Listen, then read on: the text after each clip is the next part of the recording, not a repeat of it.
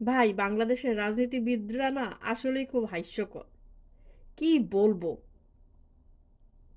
খুবই একটা ফানি ঘটনা কালকে আমার চোখের সামনে আসছে, আপনাদের সাথে শেয়ার করি। ঘটনাটা হইলো, আচ্ছা তার আগে আমি একটা কথা বলি। বাংলাদেশের যে প্রধান দুইটা রাজনৈতিক দল, বিএনপি এবং আওয়ামী লীগ, এই দুইটার যে ভরাডুবি হয়েছে এদের নেতাকর্মীদের জন্য।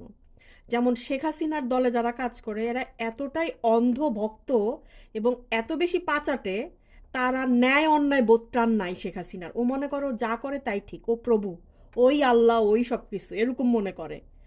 আর বিএনপির নেতা যারা আছে আতিপাতি, এরা হইল পাগল, এক কথায় পাগল। এখন কি যে হাস্যকর আল্লাহ! দাঁড়ান আপনাদেরকে একটা ভিডিও দেখাই, তাহলে বুঝতে পারবেন আমি কেন হাসতেছি। যারা আওয়ামী লীগ করেন, আপনাদের উদ্দেশ্যে আমার 1 মিনিট কথা।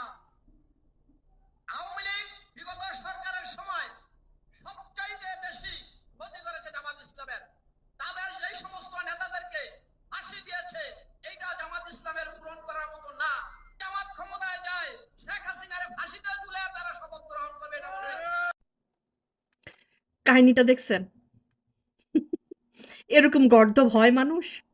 উনি যে বক্তব্যটা দিল, এটা কি কাইন্ড অফ জামাতকে প্রমোট করা হইল না? আমার বিশ্বাস ওই সমাবেশে যত লোক ছিল ম্যাক্সিমামই দেখবেন যে জামাতরে ভোট দিবে শুধু এই কারণটার জন্য। বাংলাদেশের ৯৮% মানুষ যদি জানে যে জামাত সত্যি সত্যি শেখ হাসিনার ফাঁসি নিশ্চিত করতে পারবে, আমার মনে হয় শুধু এই একটা কারণের জন্যই জামাত ভোট পাবে। আমিও তো দিব।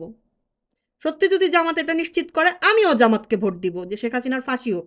কারণ এই ফ্যাসিস্টের ফাঁসি হওয়ার পর দেখবেন বাংলাদেশের সমস্যা 90% ঠিক হয়ে যাবে। বাংলাদেশ অনেক অনেক সুন্দর হয়ে যাবে, সিরিয়াসলি।